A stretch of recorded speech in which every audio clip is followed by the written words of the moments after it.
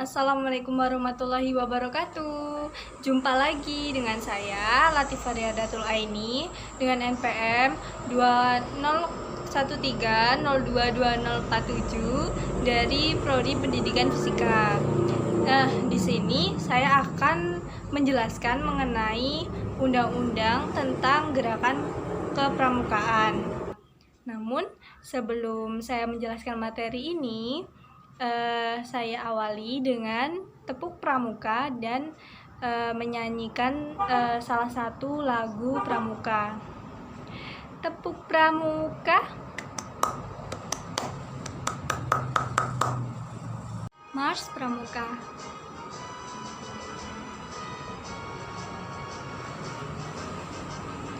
Gerakan pramuka praja muda karena sebagai wahana kaum muda suka berkarya.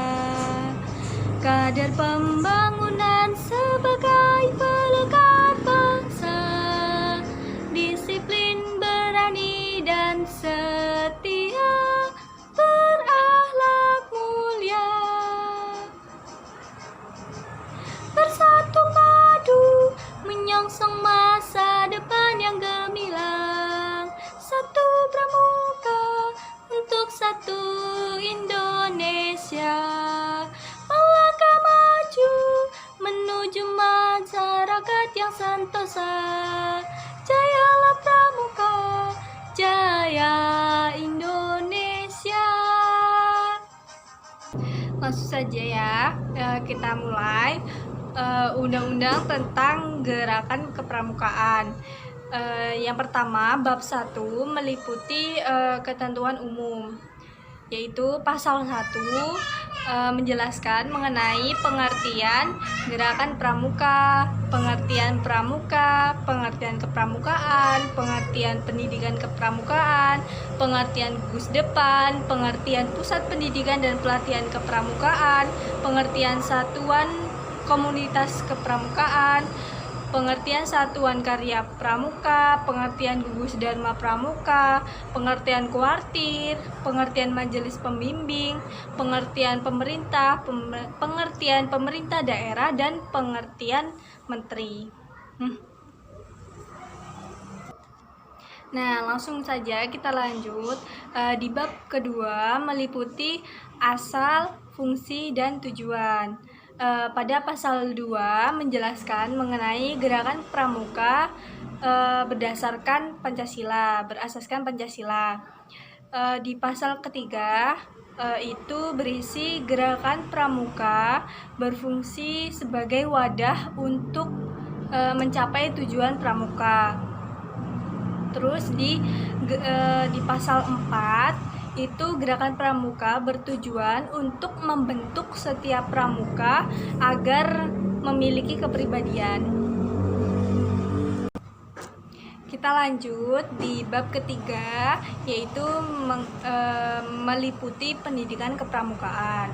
Di pasal kelima itu pendidikan kepramukaan dilaksanakan berdasarkan pada nilai dan kecakapan. Di pasal 6 pengertian menjelaskan pengertian kode kehormatan, satya kepramukaan, dan isi dari Dharma Pramuka. Di pasal ke-7 menjelaskan tentang kegiatan, metode, penerapan, terus penilaian dan pencapaian pendidikan kepramukaan. Di pasal 8 itu berisi tentang nilai kepramukaan. Di pasal 9 berisi kecakapan umum 8 khusus. Dan di pasal 10 itu berisi kegiatan kepramukaan menggunakan sistem AMONG. Lanjut, di bagian kedua itu terdapat pasal 11 dan pasal 12. Pasal 11 itu mengenai pendidikan kepramukaan dalam jalur pendidikan non-formal. Di pasal 12 itu meliputi jenjang pendidikan kepramukaan siaga, kepramukaan penggalang, kepramukaan penegak, dan kepramukaan pandega. Kita kita lanjut pada bagian ketiga. Itu terdapat 3 pasal, yaitu pasal 13, pasal 14, dan pasal 15. Pasal 13 berisi tentang warga negara yang berusia 7 sampai 25 tahun berhak mengikuti sebagai peserta kegiatan kepramukaan atau peserta didik kepramukaan. Nah, di pasal 14 itu mengenai penjelasan tentang tenaga pendidik dalam kepramukaan. Di pasal 15 itu menjelaskan tentang kurikulum pendidikan kepramukaan. Nah, di bagian keempat itu hanya meliputi pasal 16.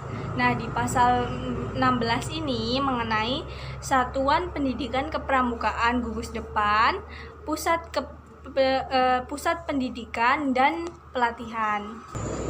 Nah, ini di bab ketiga, bagian kelima, ini bagian terakhir, itu meliputi 3 pasal, yaitu pasal 17, pasal 18, dan pasal 19.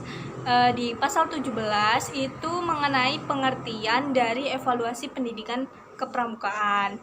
Nah, di pasal 18 itu mengenai pengertian dari akreditas pendidikan kepramukaan. Dan terakhir di pasal 19 itu mengenai pengertian dari sertifikat atau sertifikasi pendidikan kepramukaan. Sekian dari saya mengenai penjelasan undang-undang tentang gerakan pramuka. Apabila ada kesalahan, saya mohon maaf. Saya akhiri. Wassalamualaikum warahmatullahi wabarakatuh. Dadah.